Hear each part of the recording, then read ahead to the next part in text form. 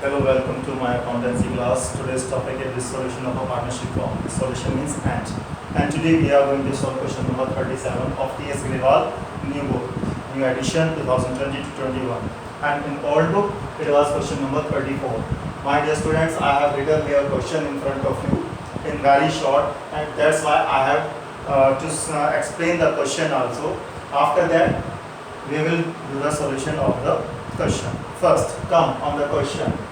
In this question, you have been given the three partners, Anju, Manju and Sanju. The profit sharing ratio among them is 2:2:1. Now in short form, I have written some liabilities. Creditors 50,000, bank loan 35,000, employees provident fund 15,000, IFR means investment fluctuation reserve 10,000, commission received in advance. It is the liability as we have received in advance. Given the question 8,000. Capitals of Anju, Manju, Sanju 50, 50, 30, total 1,30,000. By this we can say that total of liability side is 2,48,000 given the question. Now assets, cash, TRS means debtors, debtors, STOC stock, INV means investment, plant, profit and loss account. It is the debit balance which we have been given in the question, means it is the loss given in the asset side. Now after this balance sheet, you have been given some asset adjustments. These adjustments are related to the realization of the assets and liabilities. After this, you have been given the requirement of the question what you have to prepare. First, prepare the realization account, capital account and the cash or bank account as the case may be. In the question you have been given the cash account, that's why we are preparing the cash account. Now we are coming on the solution of the question. When we start the solution of the question, we solve it in 4 steps. First, read the last line of the question and draw the format. Read the last line. Realization account, capital account and cash account is to be prepared. Draw the format. Realization account, particulars amount. Capital, particulars amount. Amount means in one format we are going to draw 3 partners capital account, Anju, Manju, Sanju. Particulars Anju, Manju, Sanju. Here you will write the amount and then the cash account. Second step, solution balance sheet of the question. Close all the assets account which can be realized. First, debtors account, stock account, investment and plant. These all the realizable assets account are closed by transferring these balances into the realization account debit side. To debtor, the stock, investment, plant 1, 2, 3, 4. जैसे ही आपने accounts उसमें transfer किए, ये accounts close हो गए, realisation account debit हुआ और ये असेट्स अकाउंट क्रेडिट हुए. एंटीबली realisation account debit to debtors, to stock, to investment, to plant. Means ये असेट्स अकाउंट क्रेडिट हो गए. असेट्स अकाउंट को क्लोज करने के लिए उन्हें क्रेडिट किया जाता है और हमने टेम्परेरी रिलायशन अकाउंट ओपन कर दिया है. और डिटेल में आपको इसके कॉन्सेप्ट में जाना है तो मेरे लास्ट वीडियोस देख लीजिएगा जिसमें डिटेल में कॉन्सेप्ट बताया हुआ है. अब इस तरीके से आपका कैश अकाउंट और प्रॉफिट एंड लॉस अकाउंट खुले हुए रह गए. इसके बाद आप देखते हैं लायबिलिटीज. चलिए कैश को भी देख लेते हैं साथ के साथ. कैश अकाउंट आपने खोला है तो इसका ओपनिंग बैलेंस 60,000. तो कैश अकाउंट आपने देखा और इसका ओपनिंग बैलेंस लिखा, बैलेंस ब्रॉट फॉरवर्ड या ब्रॉट डाउन या ओपनिंग बैलेंस के नाम से 60,000. प्रॉफिट एंड लॉस, ये कोई ऐसी रियलाइजेबल असेट नहीं है जिसको बेचकर कैश आ सके. तो आप क्या करेंगे, इस लॉस से पार्टनर्स की कैपिटल को कम कर देंगे. ये राइट ऑफ किया जाता है. ये डेबिट बैलेंस है इसलिए असेट में लिखा है. इस अकाउंट को क्लोज करने के लिए इसको क्रेडिट किया जाएगा. तो जर्नल एंट्री बनेगी partners capital account debit, partners capital account debit to profit and loss account 1200 600. Means ये जो 3000 रुपीज हैं प्रॉफिट लॉस के, ये इनके पार्टनर्स के प्रॉफिट शेयरिंग रेशियो में राइट ऑफ कर दिया जाएगा या कह दें इनके अकाउंट में ट्रांसफर. इस तरीके से असेट अकाउंट सारे क्लोज हो चुके हैं. असेट साइड बैलेंस शीट में कुछ नहीं बचा. तो पहले क्वेश्चन में यही ध्यान देना है. सेकंड स्टेप पर बैलेंस शीट का सॉल्यूशन करना है, सारे अकाउंट्स क्लोज करने हैं कैपिटल और असेट्स कैश को छोड़कर. अब बात करते हैं एक्सटर्नल रियलाइजेबल लायबिलिटीज की, that is creditors, bank loan, EPF, commission in advance, ये सारी की सारी लायबिलिटीज आपको क्लोज करनी है, तो इन अकाउंट्स को डेबिट किया जाएगा। लायबिलिटीज अकाउंट को क्लोज करने के लिए डेबिट करते हैं, तो creditors account debit, bank loan account debit, EPF debit, IFR debit, commission debit, to realisation account. बच्चे क्या करते हैं, जैसे देते हैं टू रियलाइजेशन अकाउंट, तो वो रिलेशन के टू में लिख देते हैं, जबकि to realisation account means realisation account credit हुआ है, ये लायबिलिटीज डेबिट हुई और रियलाइजेशन अकाउंट क्रेडिट हुआ, किससे, creditors, bank loan, EPF, commission in advance, IFR. तो इस तरीके से आपने इन सभी अकाउंट्स को डेबिट करके क्लोज कर दिया, डेबिट करके क्लोज, और क्रेडिट करा रियलाइजेशन अकाउंट को।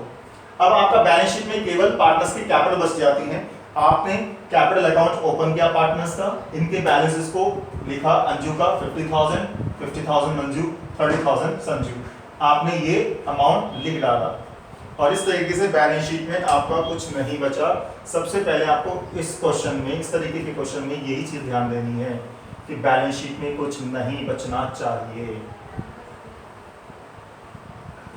Now I am going to repeat again the steps of the solution of these types of questions. First step, read the last line of the question and draw the format. Second step, balance sheet of the question and close all the accounts. Balance sheet कुछ नहीं बची. Third step, adjustments of the question. Third step पर हम आ गए हैं, adjustment. मैंने short में लिखी हुई है, मैं आपको पहले एडजस्टमेंट्स क्लियर करूंगा, उसके बाद समझाऊंगा। Anju commission 5% on sale of assets and bear all the realisation expenses. Anju से बोला गया कि वो सारे रियलाइजेशन के एक्सपेंसेस को बियर करेगी, ठीक है, बियर मींस वो अपनी जेब से, और फर्म कह रही है कि जो भी असेट्स रियलाइज होंगी कैश को छोड़कर, उन असेट्स का 5% अंजू को मिलेगा। मींस जो भी आपकी land, building, machinery, plant, debtor जो भी है, वो जितने भी कैश में रियलाइज होंगी उसका 5% कमीशन फर्म अंजू को देगी। अंजू की कैपिटल को बढ़ाया जाएगा, अंजू को 5% कमीशन मिलेगा, और ये फर्म का 5% जो कमीशन है फर्म का खर्चा होगा। जर्नल एंट्री बनती है, realisation account debit to Anju, तो एंट्री देखिए, रियलाइजेशन अकाउंट डेबिट, फर्म का खर्चा इसलिए रियलाइजेशन को डेबिट किया, to Anju's capital account, Anju की कैपिटल को क्रेडिट कर दिया। ये आपका आ गया कमीशन। इसकी कैलकुलेशन अभी हम बताएंगे, पहले आप अकाउंटिंग ट्रीटमेंट सीख लीजिए मैथमेटिक्स से। अंजू की कैपिटल बढ़ाई जा रही है क्योंकि उसको फर्म कह रही है कमीशन मिलेगा, सारा काम उसी को करना है, असेट्स के रियलाइजेशन का और लायबिलिटीज के रियलाइजेशन का, और कह रहे जो भी असेट्स को रियलाइज करके कैश आएगा उसका 5% अंजू को मिलेगा। तो फर्म का तो एक्सपेंस हो गया, रियलाइजेशन डेबिट, अंजू की कैपिटल बढ़ाई जाएगी इसलिए उसको क्रेडिट। तो आप साथ के साथ अंजू की कैपिटल भी देखें, अंजू की कैपिटल को क्रेडिट कर दिया गया रियलाइजेशन के नाम से, और ब्रैकेट में लिख दें कमीशन, डिस्क्लोज करने के लिए केवल, मैंने यहां भी लिखा है डिस्क्लोज करने के लिए 7,825 अंजू की कैपिटल को बढ़ा दिया। After that in very short I have written the adjustments here. Stock को रियलाइज किया गया 35,500, डेटर 60,000, इन्वेस्टमेंट 16,000, और प्लांट की जो वैल्यू है वो रियलाइज हुई 90% पर ऑफ द बुक वैल्यू। तो 1 2 3 4 असेट से आपके पास कैश आएगा। जब कैश आएगा तो कैश अकाउंट डेबिट होगा, कैश इंक्रीज होता है तो debit, cash account debit to realisation account means cash account debit, cash debit हुआ to realisation account, realization account से। इन सारों का जो भी है 1 2 3 4 आइटम्स का सम, कैश अकाउंट डेबिट, कैश बढ़ेगा तो डेबिट होता है, रियलाइजेशन को क्रेडिट कर दिया तो रियलाइजेशन के क्रेडिट साइड में देखें आप by cash account, debtors, stock, investment, plant. तो ये आपको ये ध्यान देना है कि कैश फर्म में आया और रिसीव हुआ तो कैश बैंक बैलेंस, आपका कैश बैलेंस बढ़ गया, बैंक अकाउंट में कैश बैलेंस बढ़ गया, तो आपकी इस एडजस्टमेंट का भी ट्रीटमेंट हो चुका है। नेक्स्ट रियलाइजेशन एक्सपेंसेस, ये देखते हैं कि ठीक है किसने पे करे। देखिए यदि फर्म पे करती तो इस पर लिखा होता कि हाँ फर्म ने पे किया, लेकिन अभी ये मालूम नहीं कि पे किसने करे, तो आप सिंपल सी मानेंगे कि ठीक है उसने अपनी जेब से ही पे करे होंगे। किसने? अंजू ने, क्योंकि उसको कमीशन मिलना है तो अंजू ने अपनी पॉकेट से ही पे किए होंगे। ये आपने सिंपल अजम्पशन ली है, ठीक है, अजम्पशन। अदरवाइज क्या होता, फर्म का कैश घटाते और उसकी कैपिटल को घटाते यदि फर्म ने पे नहीं किया होता। पे क्यों कराया उसने, क्यों एग्जम्पशन लिए, क्योंकि जब अंजू को कमीशन मिलना था तो वो ही बियर करेगी सारे के सारे रिलेशन के एक्सपेंसेस, और एक्सपेंसेस कितने हुए 7500। इसमें ये नहीं पता क्वेश्चन में कि फर्म ने पे किए या अंजू ने, तो सिंपल एजम्पशन यही है कि अंजू ने ही पे किए होंगे। अब रिलेशन के एक्सपेंसेस कितने भी हों, 7000 1 लाख वट एवर, अंजू को पे करने हैं, फर्म को इस बात से कोई मतलब नहीं है, इसलिए इसको छोड़ दिया। ठीक है, हाँ मैं फिर से रिपीट करता हूँ, यदि ये फर्म ने पे करे होते अंजू के बिहाफ पर तो अंजू की कैपिटल कम करा होता और कैश को कम करा होता। क्लाइंट्स मान लेते उसको। नेक्स्ट एडजस्टमेंट, कमीशन जो एडवांस में था वो हमने रिटर्न कर दिया 3000 लेस पर, मींस कमीशन जो आपको पे करना था हमारी फर्म को वो 8000 का था, लेकिन commission in advance return 3 less 3000 5000 return कर दिया, 3000 का। आउटस्टैंडिंग सैलरी पे करनी पड़ गई, एम्प्लॉयज प्रोविडेंट फंड 20000 का पे करना पड़ा। तो देखिए आपके 1 2 3 ये कैश जा रहा है, cash is going decreasing, decrease in the asset is credited, तो कैश को आप क्रेडिट करेंगे, डेबिट क्या करेंगे, रिलायशन अकाउंट। एंट्री बनती है realisation account debit to cash, कौन सा 5000, क्योंकि कमीशन 8000 था, 3000 लेस पर आपने पेमेंट किया यानी 5000 का पेमेंट, 5000 वो आउटस्टैंडिंग सैलरी के 17 तो 22, ईपीएफ के 20 तो 42। तो ध्यान रहे 42,000 का पेमेंट आप कर रहे हैं, फर्म पे कर रही है, लेकिन उसके बाद हो गया ये एडजस्टमेंट सारी हो गई। जब ये एडजस्टमेंट का सॉल्यूशन हो जाता है तो आपको एक चीज ध्यान देनी है, आपको क्वेश्चन में लायबिलिटी साइड देखना है क्या कोई लायबिलिटी ऐसी तो नहीं रह गई जिससे रिलेटेड कोई एडजस्टमेंट क्वेश्चन में नहीं थी। यदि ऐसी लायबिलिटी है जिससे रिलेटेड एडजस्टमेंट नहीं है तो उस लायबिलिटी का बुक वैल्यू पर पेमेंट कर देते हैं। ठीक है, मैं फिर से रिपीट करता हूँ, आपके इनका पेमेंट हो गया एडजस्टमेंट के अंदर, लेकिन क्वेश्चन में क्रेडिटर्स भी दिए हुए थे, बैंक लोन भी दिया हुआ था, आपने उसका पेमेंट तो किया ही नहीं, तो आपको ऐसी लायबिलिटीज जिससे रिलेटेड एडजस्टमेंट नहीं थी उस लायबिलिटी का बुक वैल्यू पर पेमेंट करना है। अभी हमने इनका पेमेंट दिखाया और टोटल अब क्रेडिटर्स का और बैंक लोन का भी पेमेंट करना है।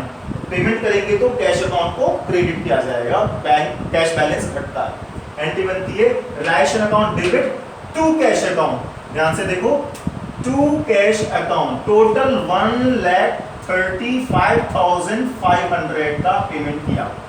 क्या क्या, जिसमें कि आपका कमीशन था, ठीक है, ये रहा कमीशन रिटर्न 5,000 का commission receive return, outstanding salary ये रही और पीएफ का पैसा 20,000 था ज़्यादा, लेकिन आपने 20 का पेमेंट किया, और बाकी वो लायबिलिटीज का पेमेंट जिसके लिए आपको कोई एडजस्टमेंट नहीं दी, जैसे एम्प्लॉइज का कोई कमीशन है या क्रेडिटर्स का बैलेंस था, ये पूरा बुक वैल्यू पर, बैंक लोन पूरा बुक वैल्यू पर पेमेंट करा, टोटल पेमेंट बनता है 1,35,500।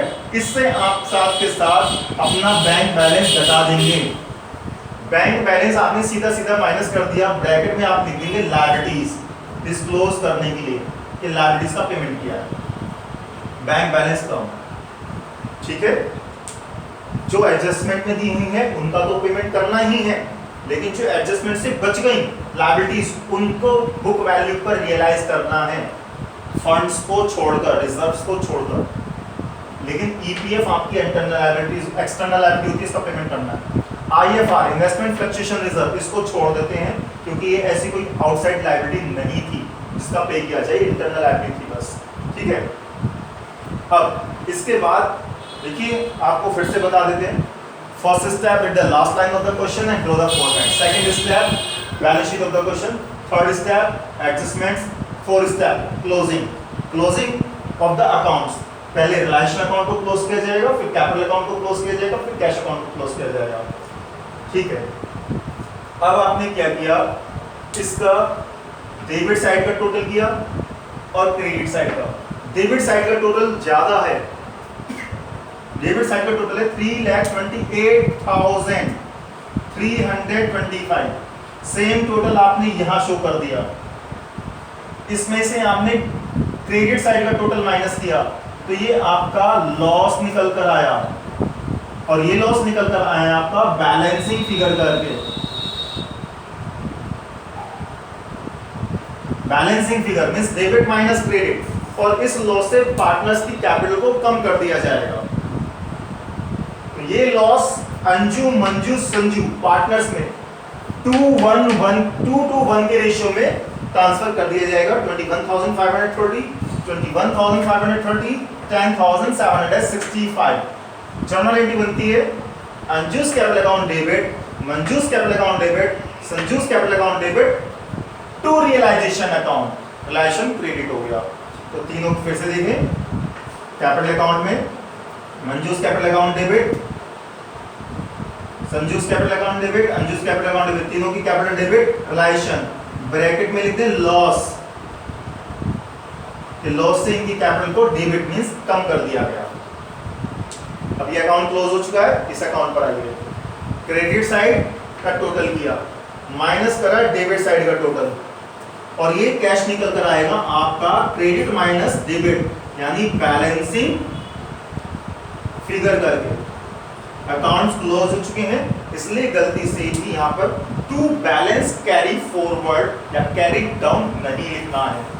वो जो बैलेंस लिखते थे आप कैरी डाउन, उसको अब कैश के नाम से लिखना है, क्योंकि पेमेंट किया जा रहा है। और ये बैलेंस फिगर आई है क्रेडिट माइनस डेबिट, इसका भी, तो इसका पेमेंट बनता है इंजू का 35,095, इसका 27,270, उसका 18,635।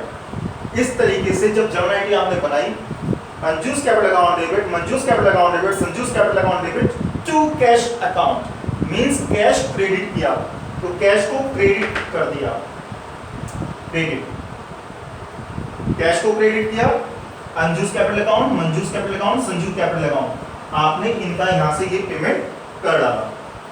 इस तरीके से कैपिटल अकाउंट भी क्लोज हो चुका है। देखिए बैलेंस शीट से आपने क्वेश्चन की सारे अकाउंट्स क्लोज कर दिए थे, रियलाइजेशन अकाउंट भी क्लोज हो चुका है, कैपिटल अकाउंट भी क्लोज हो चुका है। तो अब हम बात करेंगे कैश अकाउंट की। जब आप इसका टोटल करेंगे तो कोई भी बैलेंस कैरी फॉरवर्ड नहीं रहेगा, दोनों साइड का टोटल इक्वल आएगा। और यदि दोनों साइड का टोटल इक्वल नहीं आता है तो समझ जाएं क्वेश्चन में कहीं ना कहीं मिस्टेक है, गलती है। तो आपने दोनों साइड का टोटल किया, इक्वल आया। यदि आपको ये क्वेश्चन समझ में नहीं आया, डाउट्स हैं, तो आपको एडवाइस है मेरी इस चैप्टर की स्टार्टिंग की 2 वीडियोस जरूर देखें, जिसमें लिखा है कॉन्सेप्ट ऑफ डिसोल्यूशन या कॉन्सेप्ट रिलेटेड टू डिसोल्यूशन। तो आपको सारी चीज़ें और अच्छे से समझ में आ जाएंगी। I hope that you may not have any doubt. If there is any doubt, leave a comment in the comment box, or reply on the WhatsApp, my personal number. Or if you like the video, give a thumbs up if you like the video and subscribe to the channel. Thanks. Have a nice day.